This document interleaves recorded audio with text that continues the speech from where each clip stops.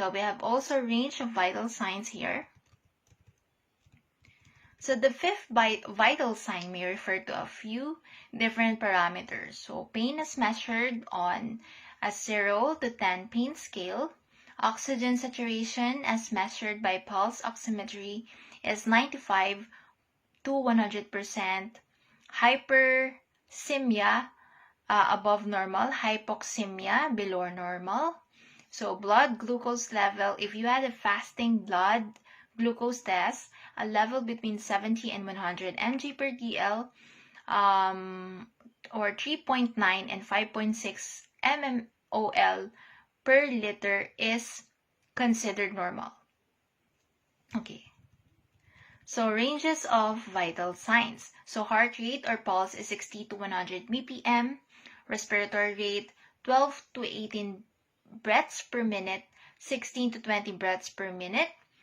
And blood pressure between 90 over 60 mmHg and 120 over 80 mmHg. Also, the temperature, which is 97.8 degrees Fahrenheit or 36.5 degrees Celsius to 99.1 degree Fahrenheit or 37.3 degrees Celsius, and the average of 98.6 degree Fahrenheit and or 37 degrees Celsius. So I will provide to you the image right here.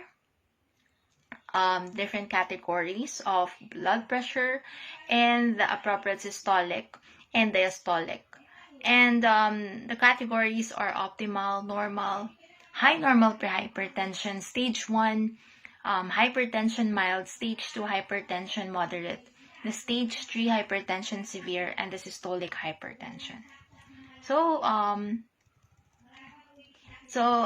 will also provide you the different pulse sites. So I will also provide an image of this. So we have temporal carotid, the apical, the brachial, the radial, the femoral, the popliteal, the dorsalis pedis, and the posterior tibial. So take note of this pulse site. So that's important.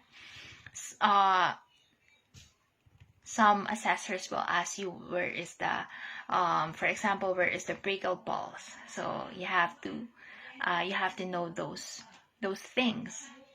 So let's go to another topic. So I will share to you one of the important topics, the scope of first aid treatment. So take note of this. The first one, scope of first aid treatment, is assessing the situation. Next is diagnosing the problem. The next is giving immediate treatment, and lastly is referring of the causality to higher health institutions. So by observation, check for any external bleeding and determine whether the bleeding is severe or not, and check for breathing pattern and determine whether there is a respiratory problem or not.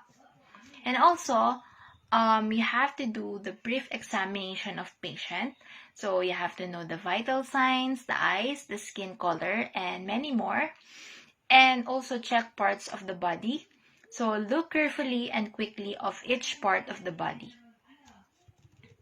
So we have also here some important facts about diabetes. So types of diabetes is above 200 mg per dl. Acceptable range is 115 to 200 mg per dl. So also take note of this. Type 1 diabetes is the result of little or no insulin produced by the pancreas. And the type 2 diabetes is the result of too little insulin produced by the pancreas or failure of the insulin to function normally. Okay, so we have also here the signs and symptoms of hyperglycemia. So hyperglycemia is the extreme thirst, frequent urination, dry skin, hunger, blurred vision, drowsiness, nausea, confusion, difficulty in breathing. And the hypoglycemia is shaking, fast heartbeat, sweating, anxious, dizziness, hunger, impaired vision, weakness, fatigue, headache, irritable, numb hands or feet. And also, treating a conscious diabetic patient. If the patient is conscious and coherent, check their blood sugar level.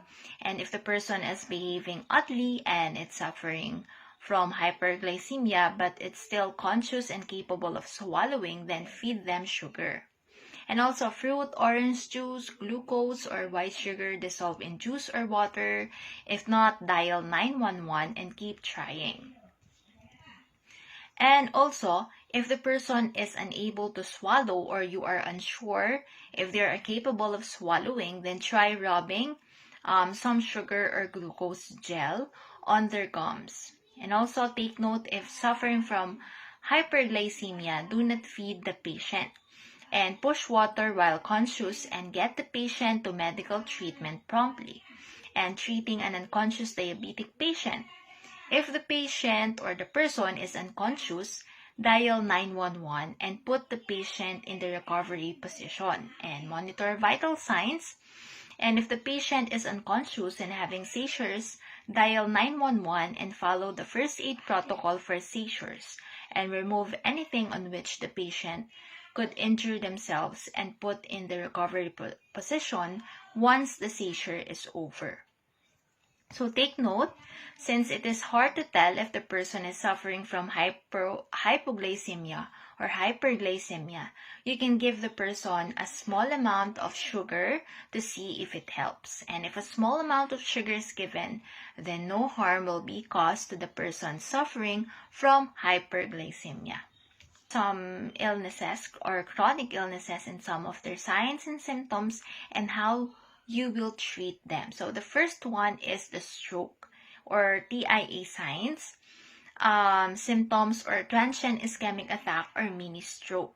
So these are sudden numbness or weakness of the face, arm or leg, especially on one side of the body, sudden confusion, trouble speaking or understanding, sudden trouble seeing in one or both eyes, sudden trouble walking, dizziness, loss of balance or coordination, and sudden severe headache with no known cause or response. And immediately call 911 or the emergency medical services or EMS so that the ambulance, ideally with advanced life support, can be sent. Check the time so you'll know when the first symptoms appeared, and immediate action can decrease the risk of loss of function, disability, and sensations. And medical within 3 to 6 hours can help prevent the most severe consequences of stroke, and evaluation within 60 minutes is ideal. Next is, not all warning signs occur in every stroke, so don't ignore signs of stroke even if they go away. And monitor all vital signs, blood pressure, and keep the patient calm and comfortable until help arrives. So symptoms of transient ischemic attack is begin suddenly and similar to those of stroke. And but leave no residual damage. By definition, symptoms of TIA resolves within 24 hours, but typically they last less than 5 minutes, about 1 minute on average. Because the symptoms of TIA cannot be distinguished from those of acute stroke, these symptoms must be aggressively treated as soon as possible. So the next symptom, chronic illnesses, is the heat stroke. So the symptoms of heat stroke is headache, confusion, nausea, dizziness, body temperature above 39, red, dry or damp skin, rapid and strong pulse, fainting, loss of consciousness. Put the person in a cool tub of water or a cold shower. Okay, remedies. Sponge the person with the cool water, fan the person while misting with cool water, and place ice packs or cool, wet towels on the neck, armpits, and groin. Cover the person with cool, damp sheets. Okay. So, decrease blood pressure or hypotension, systolic pressure below 100 mmHg. So, signs and symptoms, dizziness or lightheadedness, loss of consciousness, nausea, blurred vision, lack of concentration, fatigue, thirst, rapid or shallow. Okay, so on the other hand, if the blood pressure is increased or we have hypertension, the signs and symptoms of it are headache, blurred vision, confusion, ear noise, or buzzing. And then the blood pressure tended to drop in the standing position compared with the sitting, supine, and supine with crossed legs. Systolic and diastolic blood pressure was the highest in supine position when compared to the other positions. So the seizure signs are loss of consciousness, falling down, loss of bowel or bladder control, and rhythmic convulsions, muscle contractions and rigidity, falls, rapid pulse, dilated pupils, biting the tongue, frothing at the mouth, eyes rolling back in the head.